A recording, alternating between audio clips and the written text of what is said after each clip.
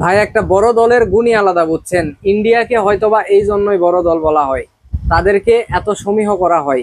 ইংল্যান্ডের বিপক্ষে পঞ্চম টেস্টে যেভাবে তারা ঘুরে দাঁড়ালো, একটা ম্যাচে পিছিয়ে থাকার পরেও কাউন্টার অ্যাটাক দিয়ে যেভাবে ঘুরে দাঁড়ালো, এই জিনিসটা সব দল পারে না।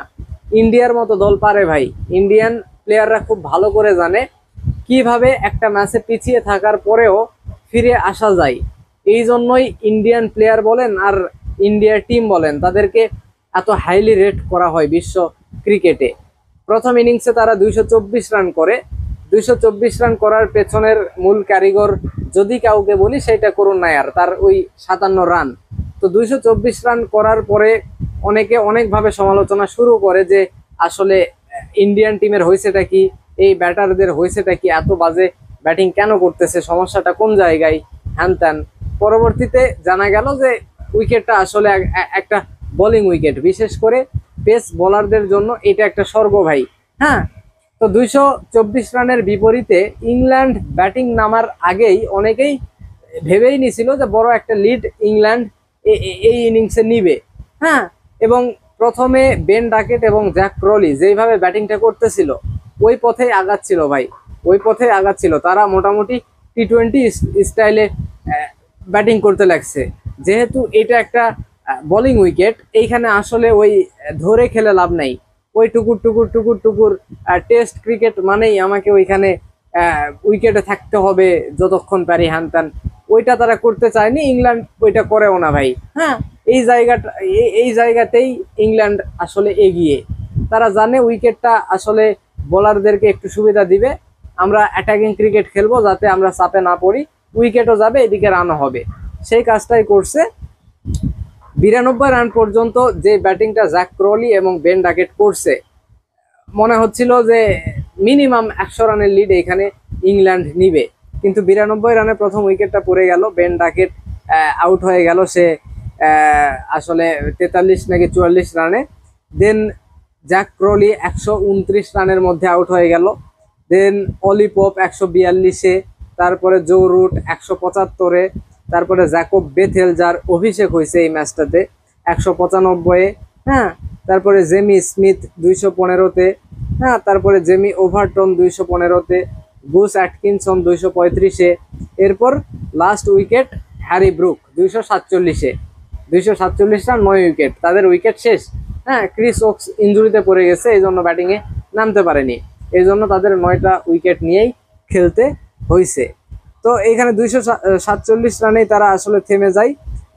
তারা 23 রানের একটা লিড আসলে নাই। হ্যাঁ, এখানে দুর্দান্ত বোলিং করে আপনার মোহাম্মদ সিরাজ 16 ওভার বোলিং করে 4টা উইকেট নাই 86 রান দিয়ে, এবং প্রসিদ্ধ কৃষ্ণা 4টা উইকেট নেই। হ্যাঁ, সিরাজ 4টা উইকেট, প্রসিদ্ধ কৃষ্ণা 4টা উইকেট, আকাশদীপ একটা উইকেট। স্পিনাররা কিন্তু এখানে একটা উইকেটও তুলতে পারেনি ভাই। ওই ইন্ডিয়া যখন প্রথম ইনিংসে ব্যাটিং করছে, 9টা উইকেটই কিন্তু পেস বোলাররা নিছে।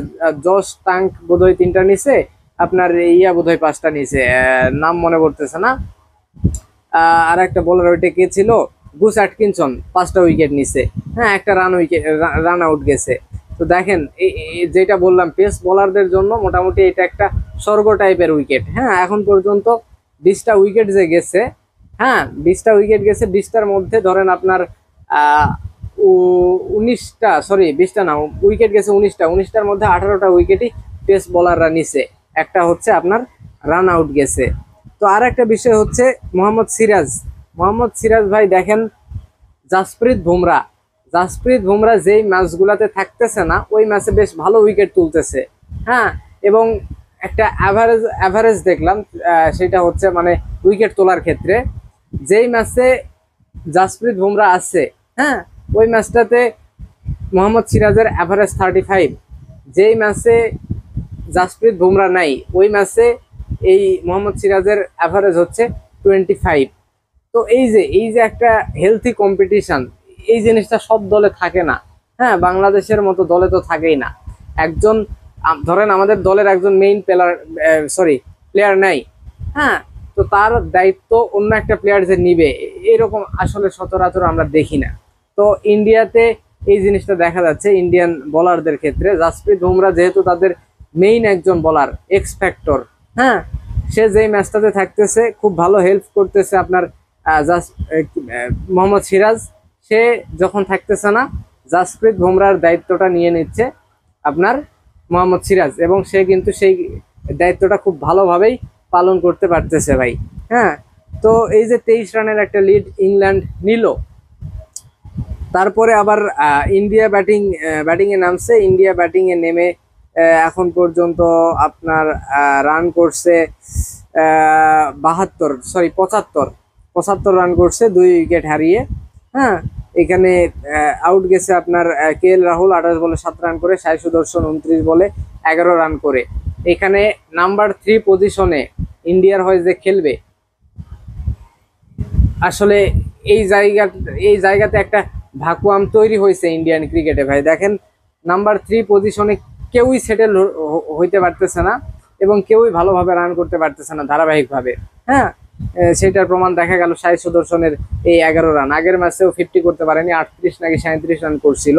এর আগে যারাই খেলছে, আসলে 3 নাম্বার পজিশনে একজন বেস্ট প্লেয়ার ইন্ডিয়া খুঁজতেছে, এটা আসলে বলাই যায়। হ্যাঁ, তো জয়সাওয়াল এখানে 51 রান করে, 49 বলে 51, 104 স্ট্রাইক রেটে, 7টা চারের পাশাপাশি 2টা ছক্কা মারছে এখন পর্যন্ত। এরপর নাইট ওয়াচম্যান হিসেবে আকাশদীপকে নামানো হয়েছে, যে 2 বলে 4 রান করছে। এই হয়েছে অবস্থা। তো দেখা যাক তৃতীয় দিনে এসে ভারত কত রান করতে পারে। হ্যাঁ, যদি অন্তত 250 রান করতে পারে, 250 রান যদি 250 রান যদি করতে যায়, তাহলে যেহেতু 23 রানের লিড আছে ইংল্যান্ডের, 273 রানের মতো করতে হবে। এরকম 260-70 রান যদি ইন্ডিয়া করতে পারে, 250 রানের একটা টার্গেট যদি সেট করতে পারে, তাহলে কিন্তু একটু ইংল্যান্ডের জন্য টাফ হইতে পারে, যেহেতু এটা একটা বোলিং উইকেট। হ্যাঁ, তো ইংল্যান্ড যেই আক্রমণাত্মক ক্রিকেটটা খেলে, এই ক্রিকেটটা যদি খেলে, মনে হয় না 250 রান টার্গেট দিয়ে ইন্ডিয়া কুলাইতে পারবে। তো দেখা যাক শেষ পর্যন্ত আসলে কি হয়। এই ম্যাচটা জেতা ছাড়া ইন্ডিয়ার হাতে আর কোনো অপশন নাই, একটাই অপশন, ড্র করতে পারবে না ভাই। ড্র যদি করে, তাও ইংল্যান্ডের কাছে সিরিজটা হারতে হবে। যদি হারে তাইলে তো গেলই। হ্যাঁ, তো জেতা ছাড়া উপায় নাই। যদি জিতে, তাইলে কিন্তু সিরিজটা ড্র হওয়ার একটা সম্ভাবনা থাকবে 2-2-এ। তো দেখা যাক আসলে কি হয়। গৌতম গম্ভীর তো খুব করে চাচ্ছে এই ম্যাচটা যেমনি হোক জিততে, কারণ এই ম্যাচটা যদি হেরে যায়, সিরিজটা যদি হেরে যায়, তাহলে কিন্তু তার উপর একটা চাপ পড়বে।